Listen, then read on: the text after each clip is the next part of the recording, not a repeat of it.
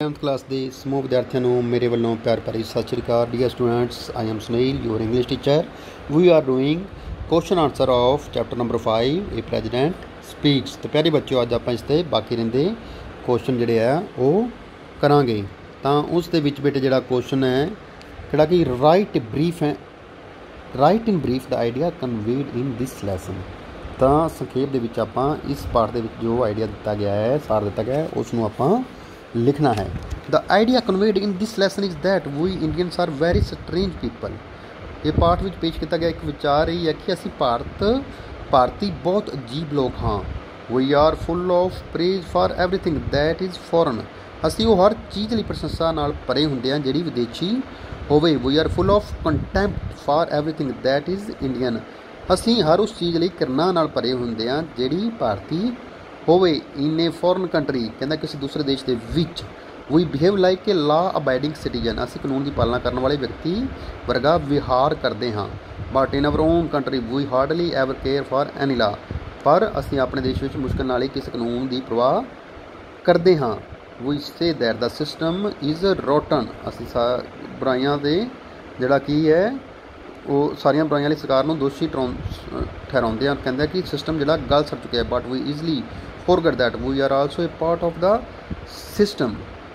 तो असी की कहते हैं पर असी ये भुल जाते हैं कि असी भी इस सिस्टम का ही, इस प्रणाली का ही एक हिस्सा। We go to the polls and choose government. असी वोटां पाउण जाते हैं और सरकार चुनते हैं। Then we sit back comfortably and expect the government to do everything for us. फिर असी हत्थ रख के बैठ जाते हैं और कहते हैं कि सरकार ही सारा काम साडे लई करे। But we our self never fulfil our duties to the nation.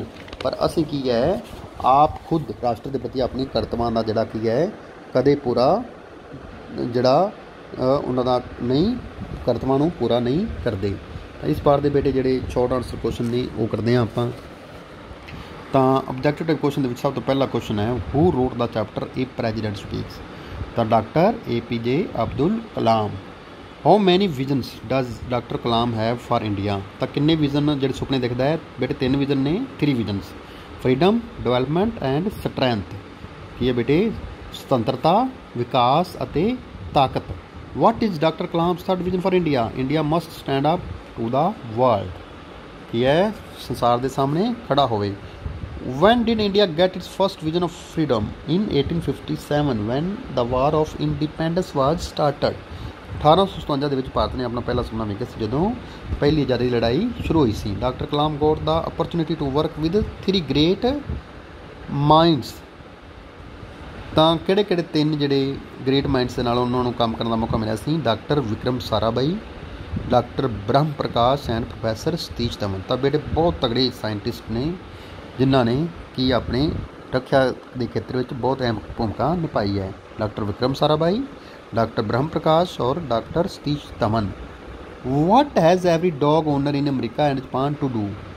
They themselves have to clean the droppings of their pets. तो अपने जोड़े कुत्तियां की गंदगी उन्होंने आप साफ करनी पैंदी है। What do we expect from the railways. असी रेलवे तो की उम्मीद करते हैं to provide us clean bathroom. सानू साफ सुथरे जोड़े की है बाथरूम मुहैया करवावे। Why do we run to the foreign countries. असी बाहर देशों क्यों भजते हैं to enjoy secure and prosperous life की है कि सिक्योर सुरक्षित और खुशहाली भरा जीवन जोड़ा मानने लई। Who said our conscience is mortgaged to money.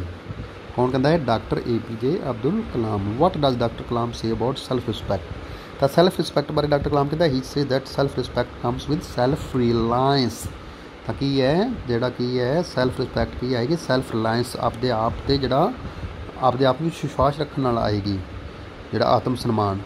How do we behave when we are in another country. We become very responsible and law abiding. तो आप बड़े ज़्यादा जिम्मेवार और कानून मनने वाले बन जाते हैं। तो प्यारे बच्चों ये क्वेश्चन आंसर सारे बच्चों ने कापियां लिखने और याद करने। Thank you very much.